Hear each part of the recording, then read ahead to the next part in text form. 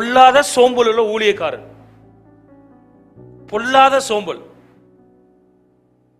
பொல்லாத லேசிங்கிறது வேற, விக்கெட்ங்கிறது வேற. ரெண்டையும் கம்பைன் பண்ணி இவனுக்கு சொல்ற லேசி விக்கெட். அப்படி ஒரு கேட்டகரி இருக்கு சர்ச்சில்.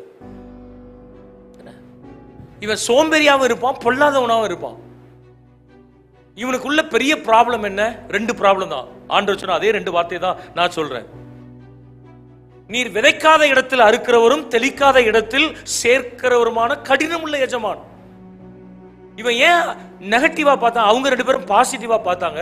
இவன் ஏன் எஜமான நெகட்டிவா பார்த்தான்? ஒருவேளை அவன் பார்த்தது உண்மையா இருக்கலாம். அவர் ரொம்ப அட்மினிஸ்ட்ரேட்டிவ் பெர்ஸ்பெக்டிவ்ல ரொம்ப ஸ்ட்ரிக்டா இருக்கலாம், கடினமான எஜமானா இருக்கலாம்.